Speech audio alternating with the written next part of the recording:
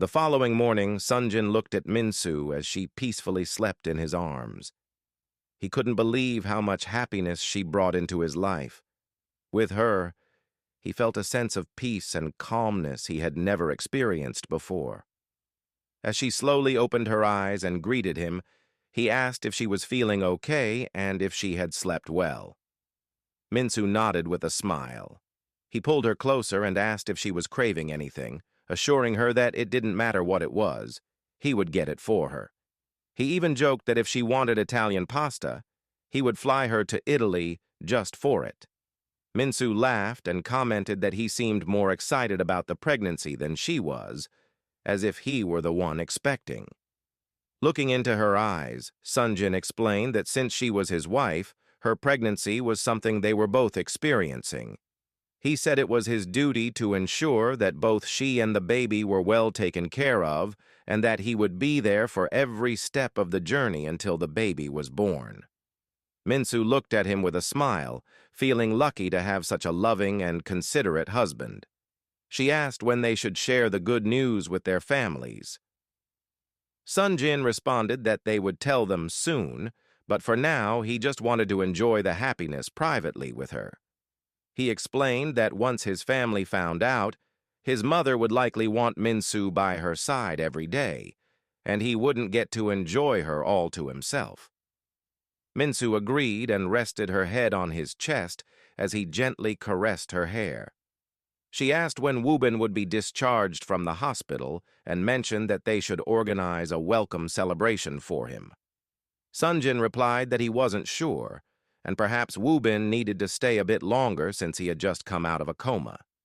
He agreed on the idea of the celebration, but stated they would need to discuss it with Wubin's mother.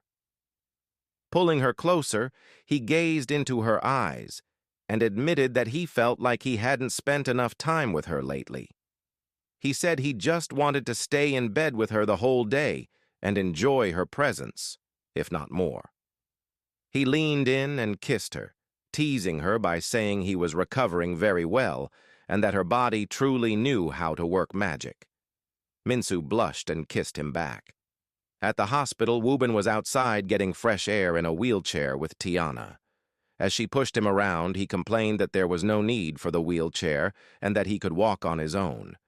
Tiana reminded him that he wasn't fully recovered and walking could affect the stitches from his surgery.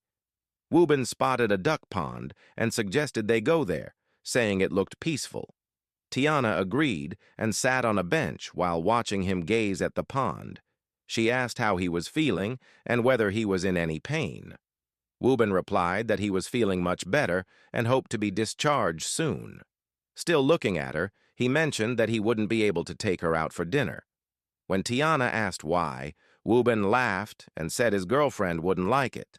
Tiana smiled and said she understood, even though it would have been just an innocent dinner. Feeling a bit guilty, Wubin offered to give her money to buy herself dinner or book a reservation at any place of her choice, which he would pay for.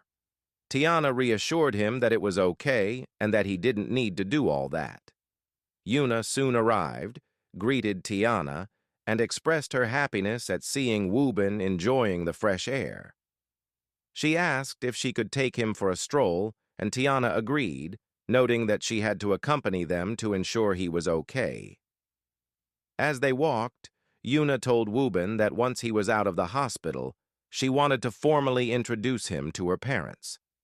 She said she didn't want their relationship to remain hidden, and was confident that her father now liked him, especially after he helped Tech Bloom and saved Minsu at the wedding.